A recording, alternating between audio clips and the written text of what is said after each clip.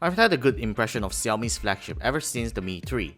It was one of the best smartphones that you can easily afford without breaking the bank, and it beats many expensive flagships back then. Well, Xiaomi took its time and finally introduced the flagship that we have been waiting for, the Mi 5, which is technically the 5th representing flagship of the company, if you do not take many variants of the Mi 4 into consideration. I've been using the Mi 5 for a month now. Can the Mi 5 continue to maintain its reputation it once had in the current fierce competition? I'm Warren for KLGadgetTV, and this is the Xiaomi Mi 5 review 1 month later.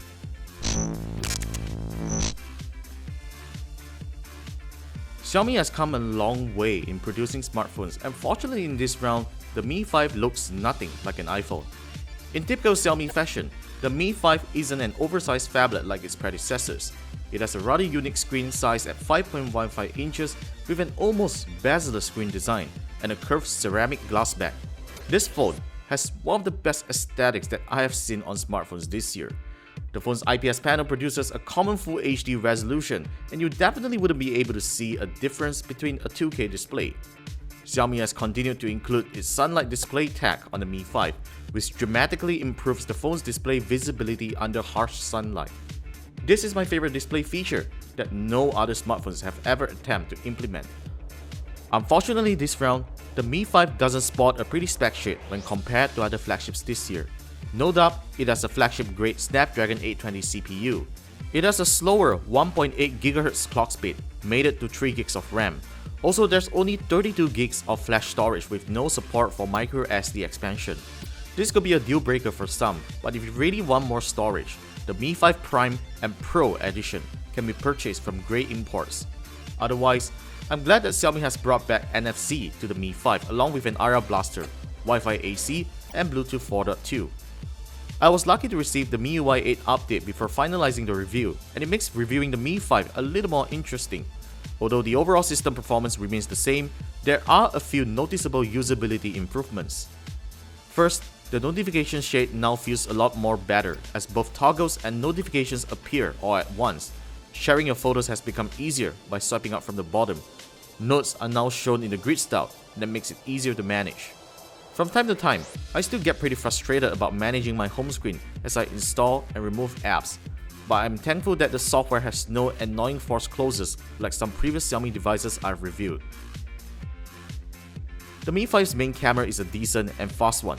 Xiaomi has included a 4-axis OIS hardware and face detection autofocus, which makes taking fast-moving objects more possible than ever. Low light performance is also greatly improved from the Mi 4 and has lesser noise levels. This is easily one of the best smartphone cameras in the range. Video recording has also been improved tremendously over the Mi 4. It has better exposure adjustment and records high-quality audio. On the other hand, Xiaomi has brought the front-facing 4-megapixel camera module from the Mi Note to the Mi 5.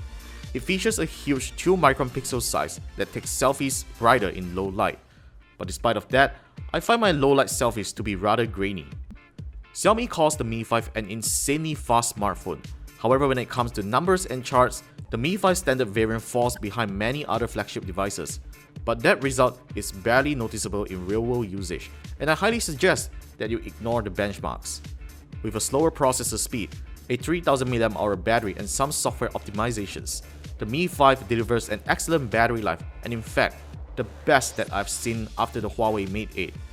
The phone also supports Qualcomm's Quick Charge 3.0 to fully charge the battery in a jiffy.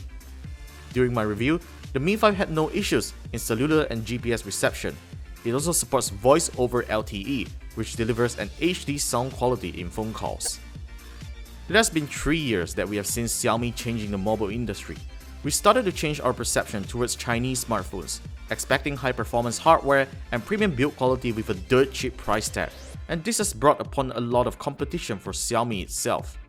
The Mi 5 is an extremely capable smartphone with the bells and whistles you would expect from this year's flagship, but it sadly isn't a must-buy smartphone.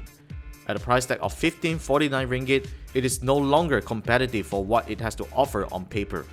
Devices such as the OnePlus 3 and the ZTE Exon 7 can be had for just adding a little more cash, and they offer a better hardware package than the Mi 5.